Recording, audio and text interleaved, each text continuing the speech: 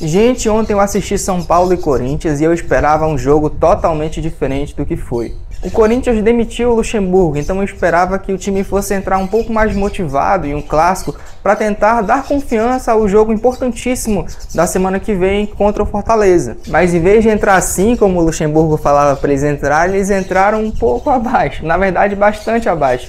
Entraram praticamente derrotados em campo. E olha que eu não estou falando isso porque eu estou com a camisa de São Paulo, até porque eu não sou São Paulino. Mas o Corinthians não quis jogar. O Corinthians entrou para tentar segurar o resultado, fez um gol no começo do jogo, né? Encontrou aquele gol, mas rapidamente o São Paulo reverteu essa situação e partiu para o ataque, dominou o meio-campo de uma forma assim inacreditável. Tudo bem que esse time misto do Corinthians ele não consegue manter um controle muito grande do meio-campo, ainda mais sem o Renato Augusto. A gente viu o Cantilho ali, aqueles jogadores, eles não têm a mesma capacidade que outros têm para levar o Corinthians realmente a equilibrar jogos. Então esse é um setor que o Corinthians acaba perdendo bastante. E os meias do São Paulo estão vivendo uma fase muito boa. O Alisson já não é de hoje que vem fazendo grandes jogos, os comentaristas até observaram bem ontem, né? O Alisson acho que já tem uns 2 meses que praticamente não fez jogos ruins. Óbvio que ele não é um jogador brilhante, ele erra ali alguns domínios bestas, uns passes assim, umas coisas que jogadores craques não erram, mas ele tem muita aplicação, ele é muito determinado dentro de campo e ele consegue ser muito importante para o São Paulo lá atrás, também consegue umas jogadas lá na frente. O Nestor então destruiu com o jogo ontem, participou dos 2 gols, fez o corta-luz do segundo gol, chutou a bola do primeiro gol que desviou no Caleri. Então o Nestor está vivendo uma grande fase. Então os jogadores de São Paulo se aproveitaram desse vácuo no meio-campo do Corinthians para construir o resultado. Eu acho que muito em cima disso. Vale destacar também a atuação do Caleri ontem, que eu acho que agora vai viver uma nova fase no São Paulo, que agora ele é oficialmente ídolo do clube, acima de um jogador identificado com a instituição e com a torcida. Ele chegou em 2016, logo após a morte de um de seus melhores amigos, se eu não me engano, e aí no São Paulo ele conseguiu ter um destaque no campo muito bom, conseguiu fazer uma grande Libertadores aquele ano, naquela edição maluca em que o Atlético Nacional foi campeão em cima do Independiente Del Valle. Inclusive o próprio Atlético Nacional foi quem eliminou o São Paulo naquelas 2 partidas em que o Borja fez os jogos da vida dele. E aí o Caleri foi para a Europa, foi para o West Ham, se eu não me engano. Na época eu acompanhava um pouco melhor o futebol europeu. E aí eu lembro que eu fiquei indignado, como assim o Caleri não tem muitas oportunidades nesse time do West Ham, velho? Tipo, ele é reserva do Andy Carroll, e uns caras assim aleatórios, e recebiam muito mais oportunidades que ele.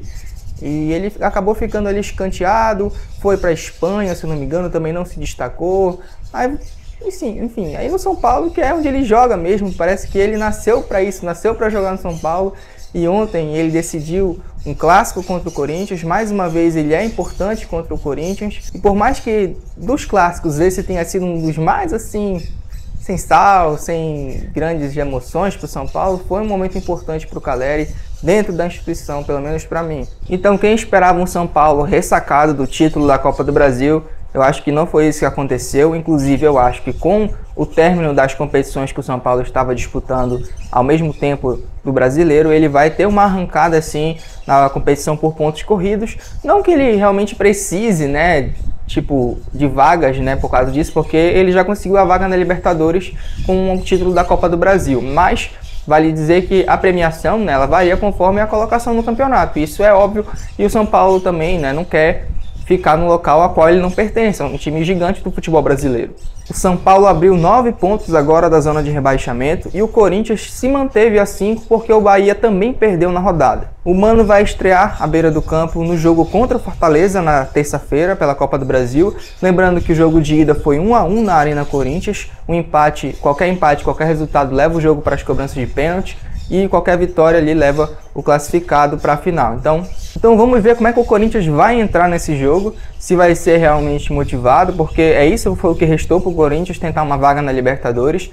E eu acho que ele tem que abrir o olho sim para a zona de rebaixamento, porque por mais que os times de lá estejam oscilando bastante, afinal estão na zona de rebaixamento, eles não podem abrir mão desse jeito do Campeonato Brasileiro, cara. Se perder para o Fortaleza, por exemplo, se for eliminado, que é o que muita gente está prevendo que aconteça, embora eu não concorde muito com isso, vai ser uma catástrofe. O Corinthians vai estar a 5 pontos da zona de rebaixamento, vai ter que remar muito para tentar uma vaga na Libertadores, o que eu acho pouquíssimo provável, caso não vença a Sul-Americana. E vale lembrar que o Corinthians fez gastos essa temporada, contratou o Matias Rojas, né, renovou com alguns jogadores, e eu acho que tem que ter uma reformulação nesse elenco, tirar esses jogadores mais antigos que não estão rendendo a mesma coisa. O Gil, por exemplo, fez gols importantes na temporada para o Corinthians, mas eu acho que o saldo do Gil é negativo esse ano, porque ele comprometeu muito mais do que ajudou em muitos momentos. O Fábio Santos também não vem fazendo uma temporada brilhante. O Bidu, que é o reserva dele, entra bem às vezes também, mas defensivamente a gente sabe que o Bidu é muito limitado. Aí teve o Murilo, que foi embora, o Caetano, que eu acho um bom zagueiro,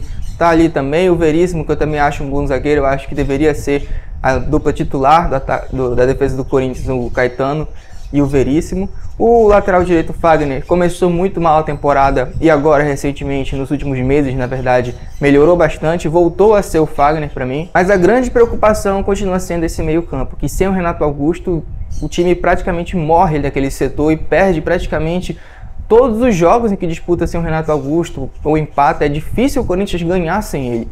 Então essa dependência do Renato Augusto, que é um jogador que vive lesionado, que não pode contar com eles em todos os momentos, é muito perigosa para o Corinthians e isso não é novidade para ninguém. Já o próximo jogo do São Paulo é contra o Vasco, lá em São Januário, no sábado. Então o Vasco está em ascensão também, o São Paulo tem que ficar ligado para esse jogo, porque não são 3 pontos garantidos como seriam no primeiro turno. O Vasco hoje é um time diferente, é um time reforçado, e o São Paulo, caso queira alcançar melhores posições na tabela, vai ter que olhar com carinho para esse jogo.